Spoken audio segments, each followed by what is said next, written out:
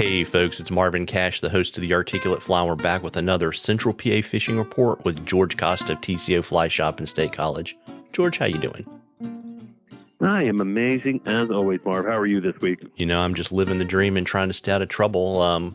It's kind of funny. You're probably almost 20 degrees cooler than we are down here in the Mid-Atlantic. What are you seeing on the water? Temperatures have been pretty good this week as far as air. We've only been in the low 80s. Nights have been pretty cool. It's supposed to be some point this weekend. I know they were talking about getting down into the low 60s, 50s at nights, and daytime temperatures have only been in the 80s. So temps have really not been a concern for us much on the water the past few weeks. We've also had plenty of rain and plenty of precipitation. We had some blowout conditions a few days back over the weekend. We just got a big blast one night with some almost a half an inch, 3/4 of an inch of rain. So a lot of our streams right now are still kind of high and dirty. Individually, Spring Creek is dropped back down to fishable levels. It's still a little off color, but it's fishing today and should continue to fish, barring more rain, which we might get tonight. And the weekend is looking pretty clear, so it should fish over the weekend. Pens is still really high, really off color. That's kind of unfishable right now. Little Juniata's come back into shape, so that's fishing with a little bit of color. Same thing on Fishing Creek. It's up and it's dirty, but some of the smaller streams are fishable. Pens is definitely still blown out. So depending on what we see tonight, conditions, as far as rain goes, conditions might be not amazing this weekend because we're already kind of high on the water. In terms of bugs, it's been pretty much the same thing. Trichos are pretty much winded down. Terrestrials, crickets and beetles and ants and those greeny weenies are really going to be your go-to patterns right now. Not an awful lot of aquatic mayfly activity this time of year. We should start seeing maybe those fall ISOs in the next few weeks. They usually start, late August, early September. We'll get a little batch of them. And a handful of white flies on some of the smaller streams around here, but nothing really too crazy. Other than that, streamer fishing should be good once we can get the water down a little bit and it clears up a little bit. That's probably going to be good this weekend with the higher water. So opportunities are there, but not amazing conditions for this weekend coming up here. Yeah, but better than cutting the grass. Yeah, we got to do that too. It's just a little too much rain. I'm kind of tired of cutting the grass. I'd like a little dryness here. Yeah, well, you say that now, and then I'll talk to you about shoveling snow in about 3 or 4 months. And don't get started on that. That's closer than we think. So, got a funny question for you. Brenner sent one in, asking if it's worth targeting chain pickerel, and if so, kind of suggested flies and rigging.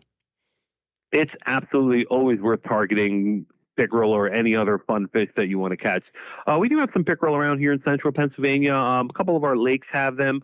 Look for those little weed beds and those little stream outflows, and some of the more marginal water, the non-trouty water does have some pickerel around here. And it's definitely worth, getting out there and trying to catch a different fish and not focusing on trout for a while, especially this time of year. As far as flies go and technique for them, it's pretty straightforward streamers. I like smaller things like clousers or small deceivers, something that's going to kind of get down into that water depth. But a little clouser, a little white or white and pink clouser tends to work good for pickerel. And you definitely want some sort of, either heavy fluoro or a light wire tippet on that because they will rip right through some leaders of tippet. So like a 10 or 15 pound smaller diameter wire will work for most of our pickerel around here. They're usually not more than 20 inches. Most of them are, 12 to 16 inch long little guys. But yeah, they're a fun little fish to catch.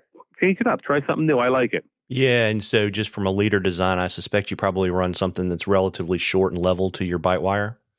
Yeah, you don't need to do anything fancy especially if you're fishing like a sinking fly. I'd say like 4 or 5 feet of, maybe 20, 15 pound, and then like a 6 to 7 inch stretch of wire is all you're going to need. You don't need to worry about, tapered line, especially if you're going to be fishing something that's going to sink or using a sink tip. For those fish, straightforward leader is all you're going to need. Couple, 4 feet. That's about it. Well, there you go. And, folks, we love questions at the Articulate Fly. You can email them to us. You can DM us on social media, whatever's easiest for you. And if we use your question, I will send you some Articulate Fly swag. We're in a drawing for some cool stuff from the shop at the end of the season. And George, before I let you go, do you have any kind of special events you want to let folks know about? And you can always let them know about ours and stuff. Oh yeah, the hours are always the same. Everyone knows them by now. But as far as events go, yeah, we got some good classes coming up this fall. We're going to do a steelhead class, probably a couple tying classes mixed in there. If anyone's not taking the dive into fly tying yet, we should have a couple classes getting lined up. Check out our website for them. Other events, I got a great trip planned for Andros Island. If anybody wants to come fishing with me in the Bahamas next March, check out the website under the travel tab. I'm going to be hosting a trip out there. So that's going to be a blast. And other than that, just a lot of good sales this fall. Check out TCO's website, tcoflyfishing.com. We've got a lot of stuff going on sale. We're kind of rotating all the summer stuff out, getting into the winter stuff. So there's plenty of opportunities to snag up some good products at a really good price right now.